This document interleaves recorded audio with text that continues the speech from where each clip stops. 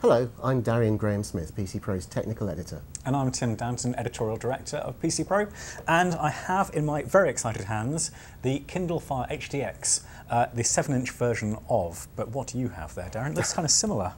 It is. This is the Kindle Fire HDX 8.9, the 8.9-inch version of Amazon's latest Android-based tablet. So in terms of inside, they are actually quite similar, aren't they?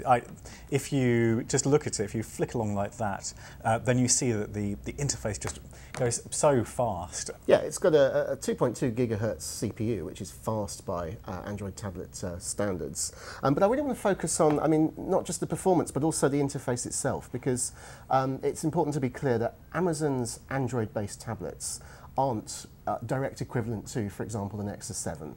They run Amazon's own custom front end, which is designed as more for, well, content consumption, for reading your Amazon books and watching your streaming videos from LoveFilm.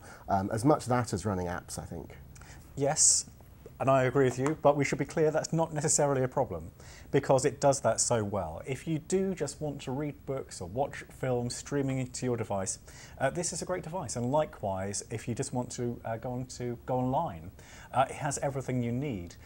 The App Store, because it's Amazon's curated App Store, does not have as many apps as the Google Store, Google Play, but I'd say it probably has enough for most people. But that's a bit of a contentious statement. Not everyone would agree. No, I think that's true. And another thing that's good about these is they've got really, really great screens, really colourful and bright, and very high resolutions. This one here is 2560 by 1600. And this one is 1920 by 1200.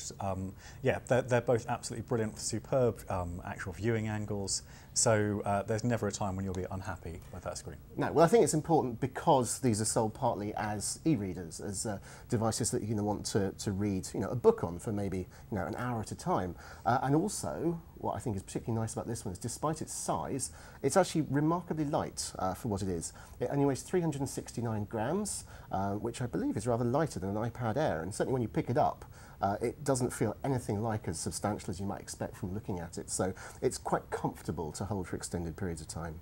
Yeah, in fact, they're both comfortable to hold. They've got these contoured edges that helps them to sit in the hand more naturally. Again, this one's very light, as you'd expect, so it's 303 grams. Yeah, the only sort of other things worth noting are the price, of course. The 16 gigabyte version of the 7-inch one is $199, including VAT. The 8.9 is a bit more expensive at $329. They're also available in 32, 64 gig versions. There are 4G versions available at a £70 premium. Anything I've forgotten? No, I think that's the main thing. The big question is, would you buy one?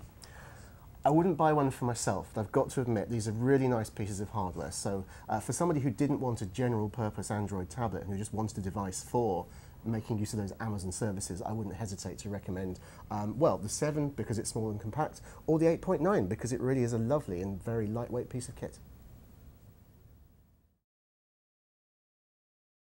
Click to subscribe to our YouTube channel and come back every Wednesday for new hot hardware videos.